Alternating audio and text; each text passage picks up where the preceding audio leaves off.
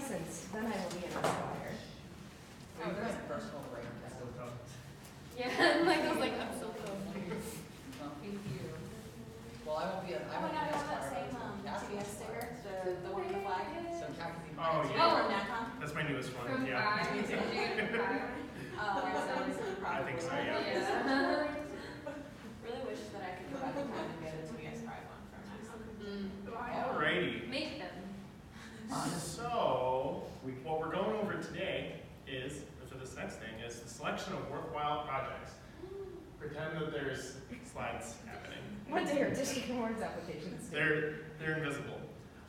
So when you're going to plan a worthwhile project, one of the first things that you need to do is you need to identify needs in your community. So if we had more time, we were going to go through it, but if you were taking notes, that's the first step. You have to identify needs for your community.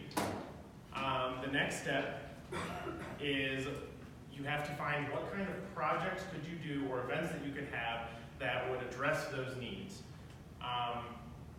And then questions you can ask yourself is how do those projects align for what Tau Beta Sigma stands for, and how will this project help address the need for your community?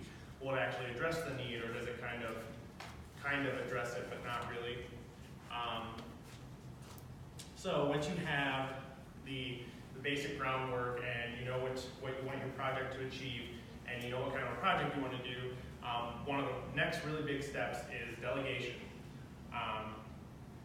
I'm sure some others agree with me, but when I was doing the whole chapter president thing, delegation was probably one of the most important things you could do. So it's an important aspect of planning and just as leaders in your chapter.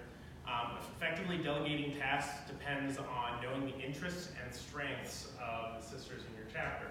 So you could go through a similar activity like what Shelby did, or what we did earlier today, and you can try and find out what the people in your chapter are interested in, what they're good at. So if you have a sister that does,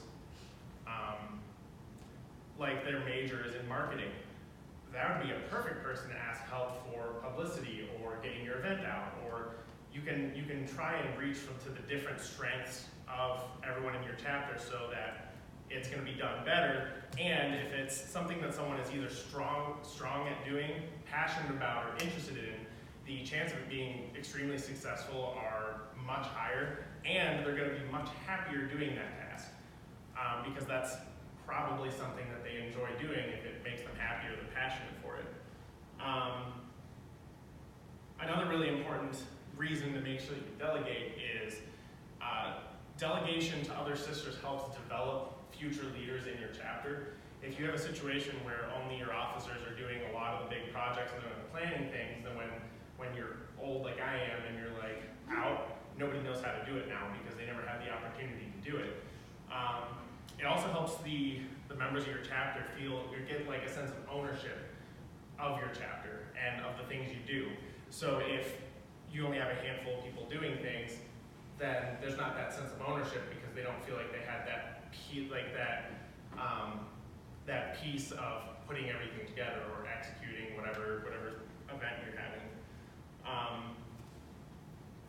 So we actually did this at Alpha Gamma, or we started the process for it last year, and the way that we set like the groundwork is that committee chairs didn't actually go and execute any of the tasks. They met with their committee and created what they were supposed to be doing, and then it was delegated to each member in the committee in like sizable chunks so that everybody has just a little bit to work on. Because if there's one person that has to do everything, you get overwhelmed, it gets difficult to do things. So if it's delegated, like for our Ways and Means, each member of the committee had a fundraiser that they were in charge of. And if they needed help getting like publicity together, or if they needed other assistance like that, the committee chair was there to kind of help guide them in the process. But then by doing that, we had a bunch of members on the committee that now knew how to make fundraisers and how to plan for it and get all the steps together, so that when we need a new committee chair, we have sisters that can step up and they can actually fill that role successfully instead of like, well, I've never really done it before, but we'll kind of figure it out. So it was super successful for us, especially if you can make it kind of a thing that everyone's used to. I think it could be a huge benefit to everybody. So talk about that. So I can send this out to everybody also. I kind of took it from our past NCD president, Maddie McCarthy, because I thought it was really awesome, and I tried implementing it at our chapter as well. But there's like a checklist or like a worksheet almost that you could fill out that will help you through the process of planning an event or a project. So the first thing you need to know is you need to know the title of the event. So if it's a Penny Wars fundraiser, put down that it's a Penny Wars fundraiser. Next thing you know is you need to know the date and the time frame. So is it going to be on Monday, or is it going to be Monday through Friday? Is it going to be from 9 a.m. to 5 p.m.? Is it going to be from noon to 1? Figuring out those details so you know when the event's taking place. You need to know a location, and by setting that location, since you're planning this so far ahead of time, that's when you can go ahead and make sure everything's in place to have the spot. I know at Kent, if you wait too long to reserve a room, it's just gone. It won't happen. The office won't process it. Something will happen. So if you do it ahead of time, then you are good to go. The next thing is attendance expected. So you need to know how many people will be at this event. If you're doing a sisterhood event and you don't know how many people are there, and you only bring enough supplies for maybe 5 people to participate and 38 show up, then the event's not going to be able to go super well because you don't have enough things for the amount of people you expected to show up. And there's always going to be room for things to change, because you could expect so many and a different number show up. But being able to try and guess and figure out that number ahead of time can really help the planning process, so you can make sure you have what you need to have. The next thing is cost. You need to know how much money it's going to cost, so that it's not a surprise for your friendly neighborhood treasurer later. The next one is the outline and the timeline of the event. So this is the section where you would actually break down the event, what's going to happen, and when you're going to do it. So you would put when the event starts at noon, this is what we do first, and these are what we're going to do. The next step is, and you can write out the entire timeline so you have it planned. If it's planned, everyone feels much more comfortable and confident in what you're doing before you go ahead and do it, instead of kind of just we're going to wing it and see what happens. The next one is delegation of tasks, which is when you can break down who's going to do what. And it doesn't necessarily have to be somebody on your committee. If you know that there's a sister in the membership committee that is really good at making posters and you're trying to do a fundraiser, then you can still go ask that sister if they're able to help you make posters, or if they're able to give tips on something, or you can still go delegate tasks to other people. So that's an important part in the planning process, so that you know who's supposed to do what, and it was decided early enough ahead of time so nobody kind of just gets stuck with a huge task to do and not a whole lot of time to do it. This whole process is something that you would do not the week of the event. This is what you would do before you present the idea to the chapter of, hey, we want to go ahead and do this. You would go ahead and set this kind of thing up in your committee. Maybe not the whole outline and timeline, because if you do all that and it's not a good thing, then but you can still, you're planning everything out and making sure you're prepared. The next one's publicity or invitations. So how are you going to get the word out about your event? Or how are you inviting people? Who's inviting people? Are you sending an email? Is it going to be mailed? Are you putting posters up around the school, sending it through the listserv? That's where you would put in what your plan is to get the word out. The next one is the goal. So this is where you would list the need of your community or your school that you're addressing, just to kind of bring it back around to why we're doing this project or event. And then the last thing is just any other miscellaneous comments. So if you're doing a bake sale, this would be a good spot to make a note to remember to get things for if you can't have gluten, or if there's a nut allergy. There's where you could put those kinds of concerns, so that when you actually are going through with it, that was already thought of. So when you can set it up as a worksheet and submit it by, or you can just kind of have it as a Google form kind of thing, and fill it out as you go. You can actually print it out and write it out if you want. You don't even have to use it in that kind of a format. As long as you're getting all this kind of information down, then it's going to help you plan much much more successful and productive events, and it will relieve significant amounts of stress from everyone. I've been in that situation where you throw an event together and it's Wednesday and the event's on Friday, and it's just kind of like, good luck, figure it out, see you at the end of the tunnel kind of thing. And that's no fun for anybody, and it doesn't usually go super well. So just something you could bring back to your chapters when you're throwing ideas around. It's definitely a useful task. Yeah, that's the speed run. So just to kind of like circle back around because of how important it is,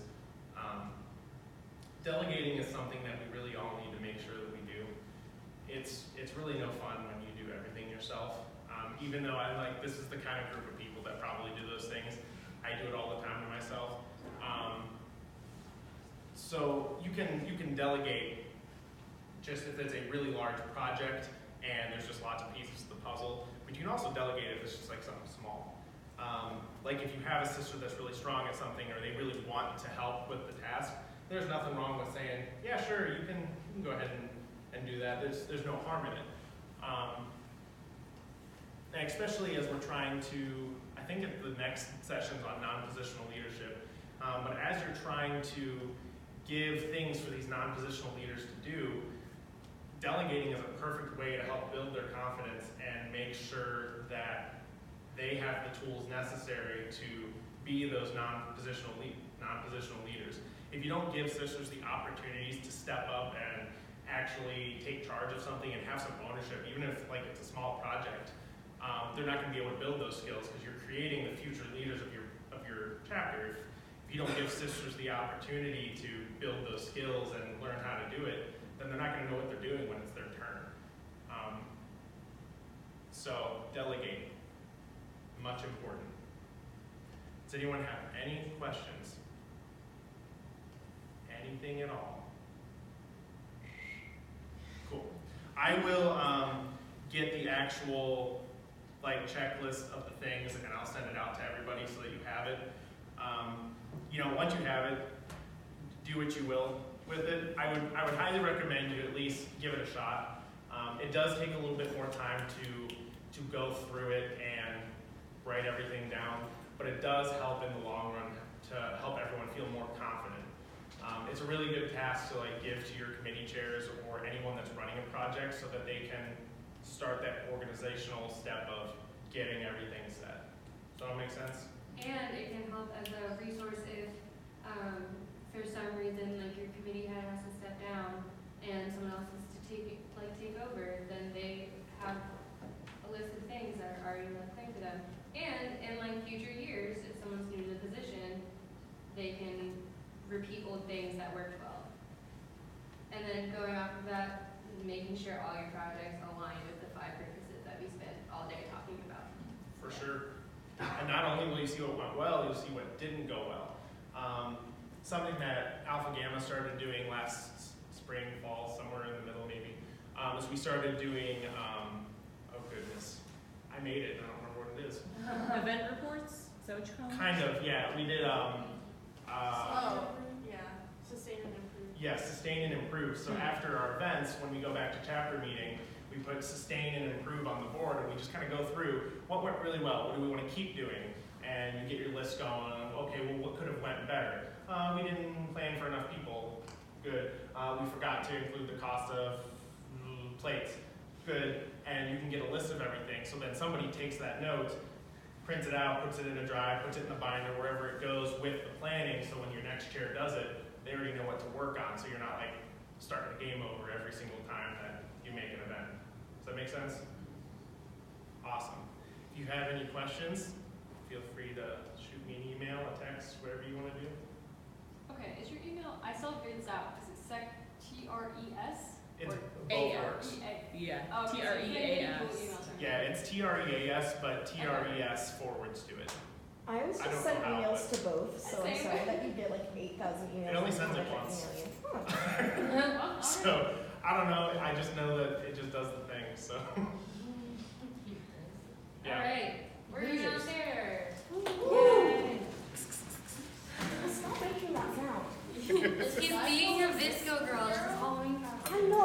Save the turtle